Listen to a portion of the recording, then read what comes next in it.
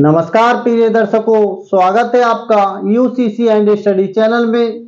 आज हम आपको कराने वाले हैं क्लास 12th के फिजिक्स के मोस्ट इम्पोर्टेंट क्वेश्चन बहुविकल्पीय, जो कि एग्जाम में गत वर्षों से आते रहे हैं। विद्युत क्षेत्र की तीव्रता का मात्रक है।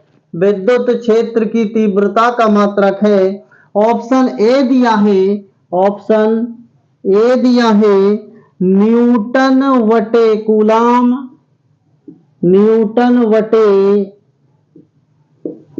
कूलाम। ऑप्शन बी दिया है जूल वटे कूलाम। ऑप्शन सी दिया है वोल्ट मीटर। ऑप्शन डी दिया है न्यूटन मीटर। तो प्रिय दर्शकों, विद्युत क्षेत्र की तीव्रता का मात्रक होता है न्यूटन वटे कूलाम। इस क्वेश्चन का जो राइट आंसर है वो हो जाएगा हमारा ऑप्शन नंबर ए। अब चलिए अगला क्वेश्चन है। अगला क्वेश्चन है कि बराबर द्रव्यमान के गोलों ए तथा वी को क्रमशः प्लस क्यू एवं माइनस क्यू आवेश दिया गया है।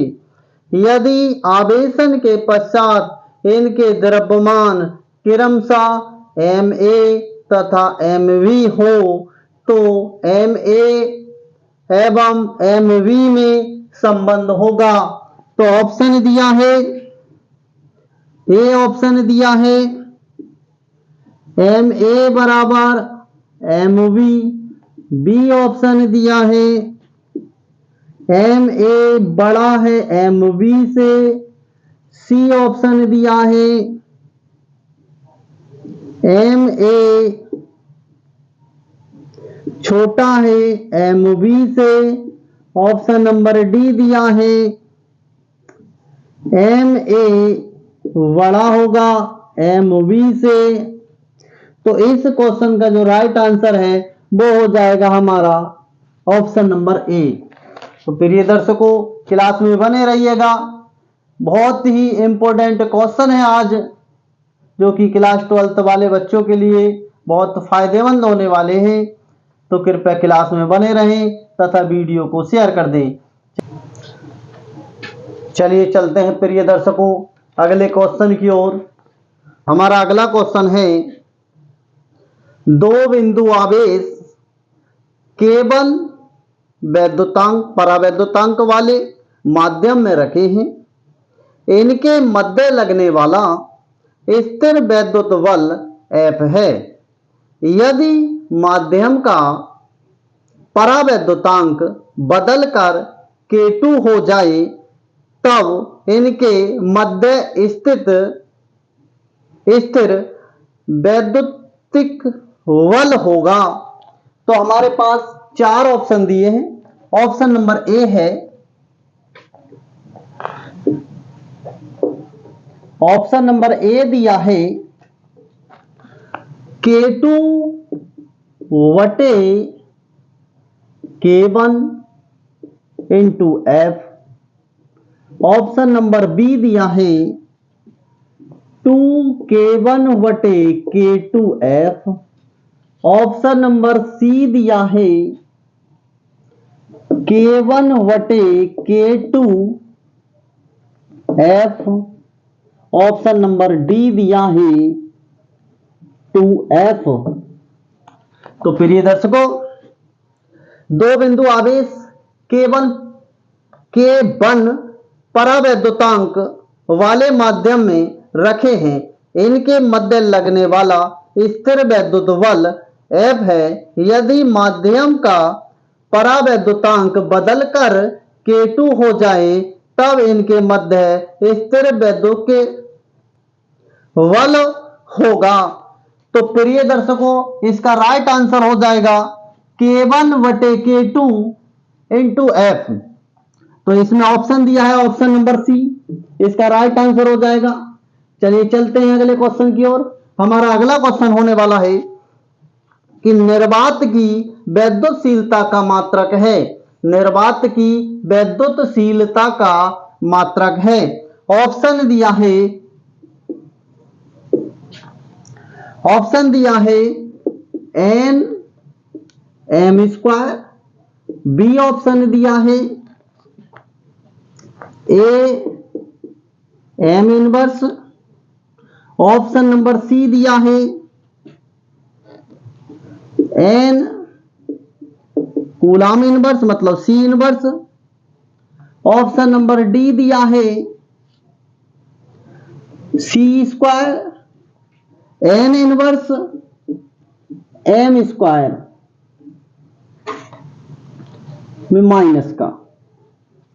तो फिर ये दर्शकों, निर्वात की वैद्युतशीलता का जो मात्रक होता है वो होता है C square N inverse M square, वो माइनस में होना चाहिए, एम स्क्वायर माइनस में होना चाहिए। तो हमारा ये राइट आंसर हो जाएगा option number D. Option number D इस क्वेश्चन का राइट आंसर हो जाएगा। चलिए चलते हैं अगले क्वेश्चन की ओर। हमारा अगला क्वेश्चन है क्वेश्चन नंबर 5। क्वेश्चन नंबर 5,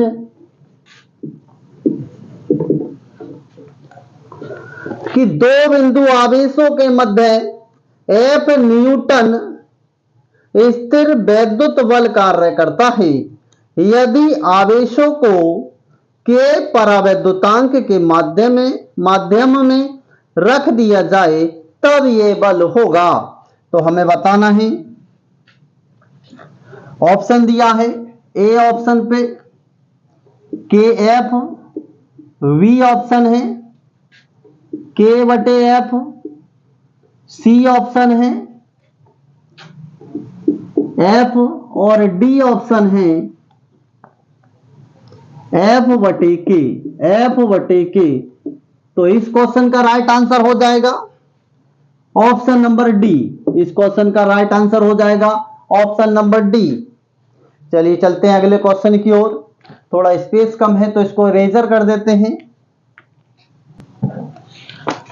हमारा अगला क्वेश्चन है, एक इलेक्ट्रॉन जिस पर आवेश E तथा द्रव्यमान m है, एक समान वैद्युत क्षेत्र E में रखा है, तो त्वरण है कि हमें त्वरण बताना है कि त्वरण कौन सा होगा। क्वेश्चन नंबर 6 है, इसके पॉइंट यानी कि ऑप्शन दिए हैं। ए ऑप्शन पे दिया है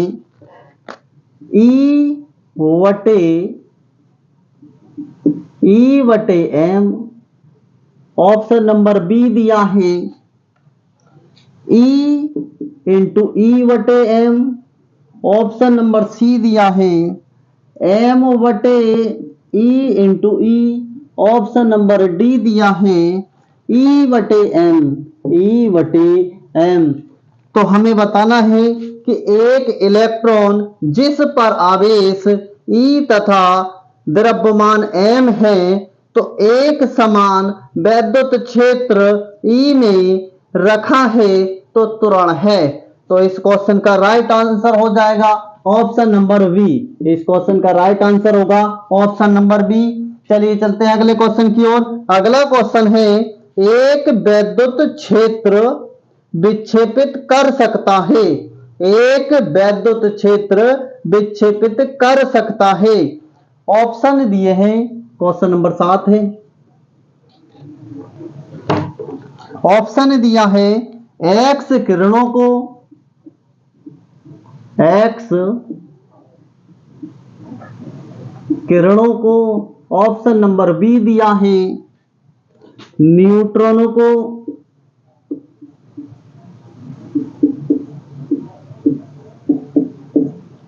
ऑप्शन नंबर सी है एल्फा कणों को,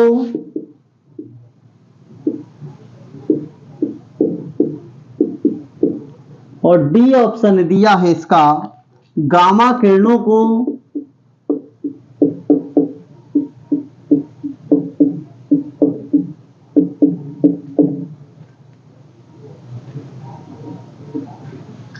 तो फिर ये दर्शकों, एक विद्युत क्षेत्र विक्षेपित कर सकता है एल्फा कणों को।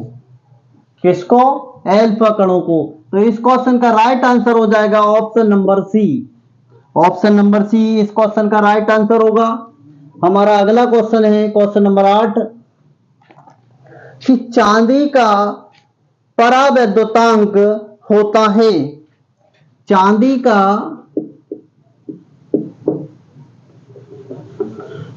का परावैद्युतांक होता है। ऑप्शन दिया है ए ऑप्शन के बराबर 0, बी ऑप्शन दिया है के बराबर +1, सी ऑप्शन दिया है के बराबर -1 और डी ऑप्शन दिया है के बराबर अनंत।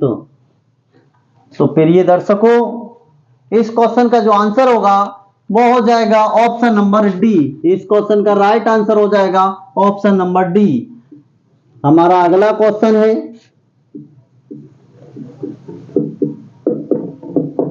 Question number 9। थोड़ा बड़ा है तो इसको इरेजर कर देता हूं कि चित्र में दर्शाए अनुसार दो बिंदु आवेशों -q तथा +q को L दूरी पर रखा जाता है। दूरी r इंटू r बड़ा होगा L से, तो के साथ विद्युत क्षेत्र की तीव्रता परिमाण नियम अनुसार परिवर्तित होगा। तो चित्र दिया है हमारा,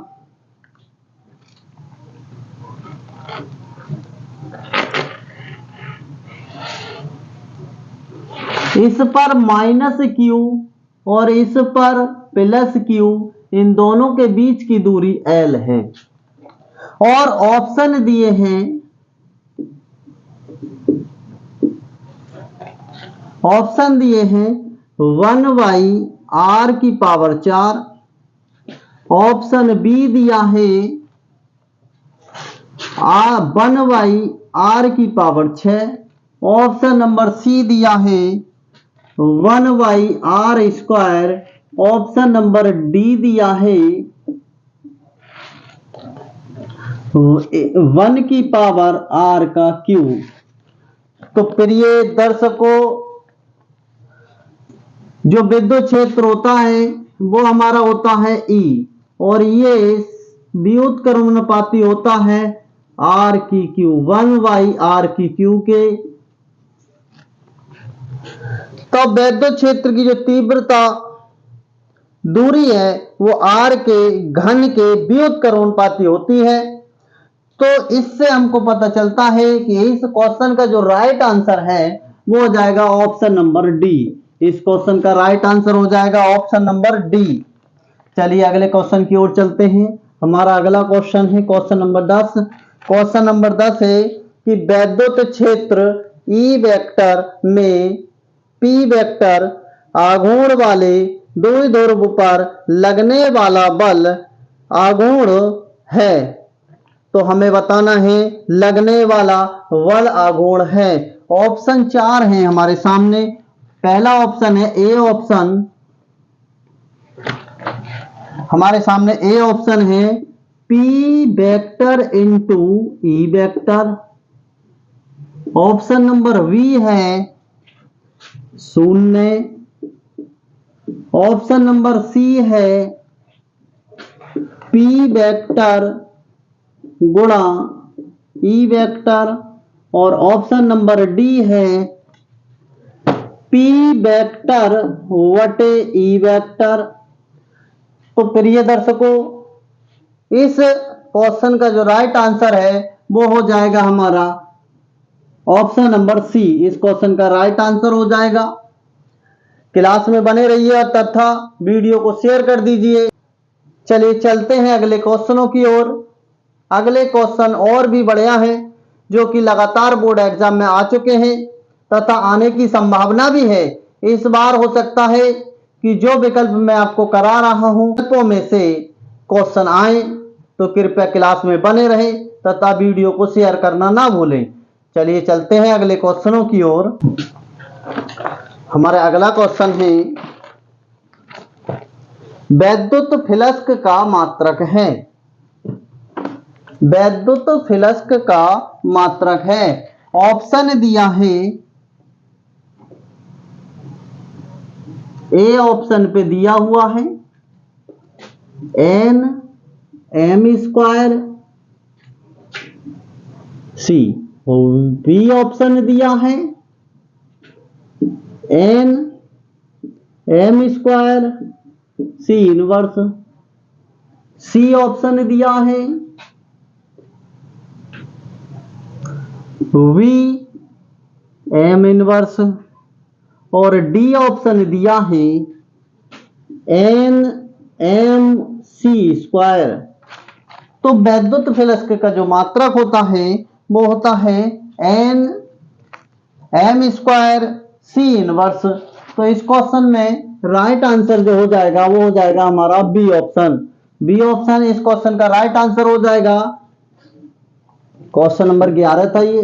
अब 12 क्वेश्चन नंबर 12। क्वेश्चन नंबर 12 है कि R1 तथा R2 त्रिज्याओं, R1 बड़ा होगा R2 वाले दो खोखले चालक गोलों पर समान आवेश है, तो विभव का मान होगा। तो हमें विभव का मान बताना है। ऑप्शन दिए हैं दो गोलों पर समान।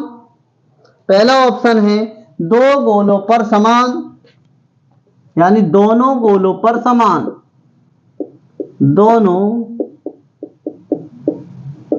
गोलों पर समान। ऑप्शन नंबर बी दिया है गोले के पदार्थ, गोले के पदार्थ की विशेषताओं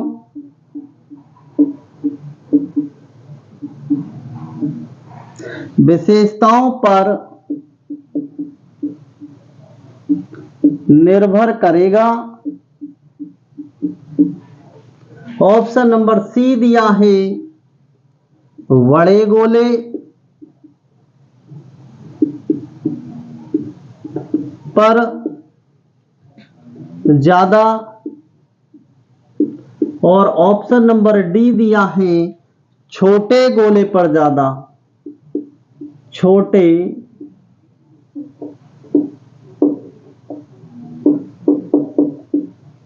गोले पर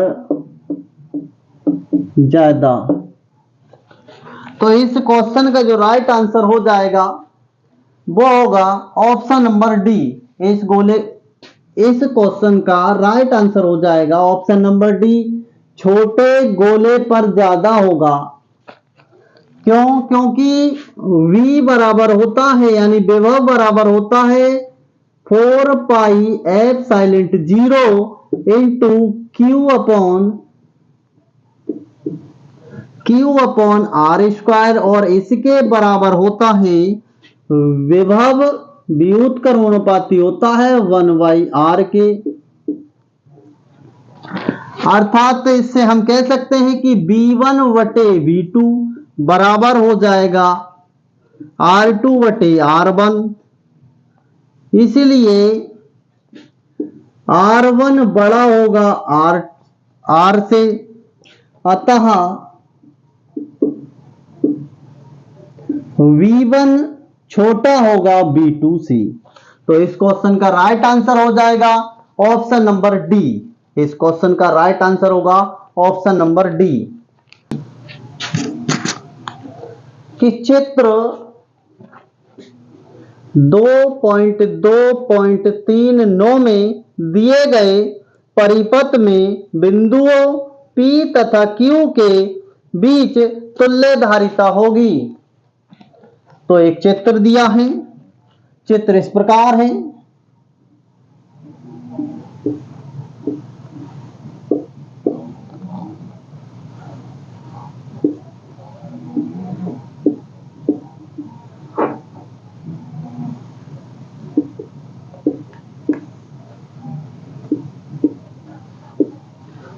उसमें 2 पॉइंट हैं, P और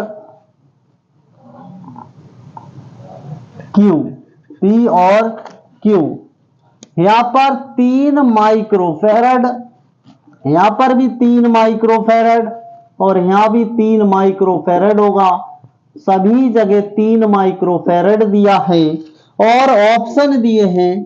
पहला ऑप्शन है, क्वेश्चन नंबर 13 था, पहला ऑप्शन है 12 माइक्रोफैरड, दूसरा ऑप्शन बी है 6 माइक्रोफैरड, ऑप्शन नंबर सी है 4 माइक्रोफैरड, ऑप्शन नंबर डी है 3 माइक्रोफैरड।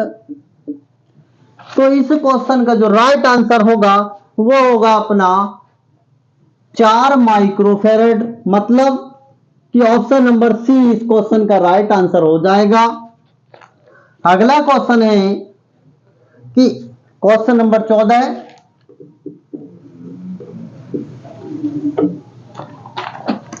एक समान पदार्थ के 2 घनों की भुजाएं क्रमशः L तथा 2L हैं, इसके प्रतिरोधों का अनुपात होगा।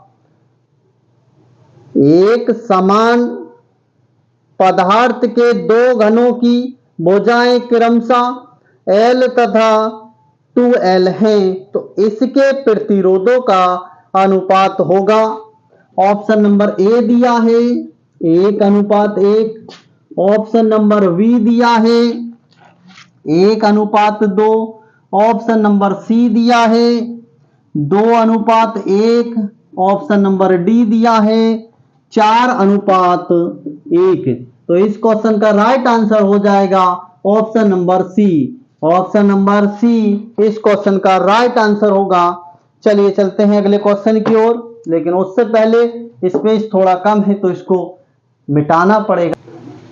हमारा अगला क्वेश्चन है, किसी चालक तार में धारा I प्रवाहित होने पर मुक्त इलेक्ट्रॉनों का अपवाह वेग b है, यदि उसी धातु को दोगुनी त्रिज्या के तार में 2I धारा हो तो इलेक्ट्रॉन का अपवाह वेग होगा। ऑप्शन नंबर ए दिया है, ऑप्शन नंबर ए दिया है v, ऑप्शन नंबर बी दिया है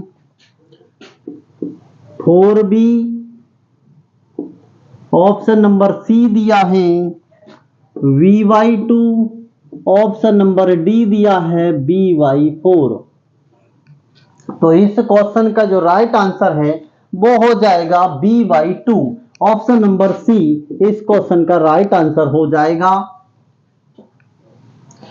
हमारा अगला प्रश्न है, एक समान वाहक बल E1 बराबर E2 तथा आंतरिक प्रतिरोध R1 बराबर R2 की आदर्श बैटरियां समांतर क्रम में जोड़ी गई हैं, इनका तुल्य विद्युत वाहक बल E है तथा आंतरिक प्रतिरोध R है, तो सही विकल्प होगा। ऑप्शन ए दिया है, ऑप्शन नंबर ए दिया है तुल्य प्रतिरोध, तुल्य विद्युत वाहक बल, तुल्य विद्युत वाहक बल E बराबर E1 प्लस E2 तथा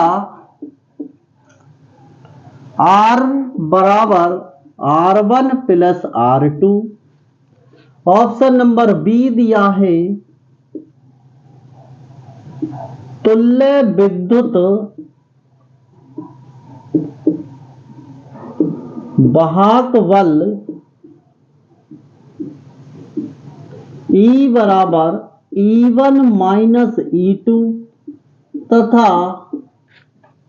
R बराबर R1 minus R2। Option number C दिया है तुल्य विद्युत वाहक बल, तुल्य विद्युत वाहक बल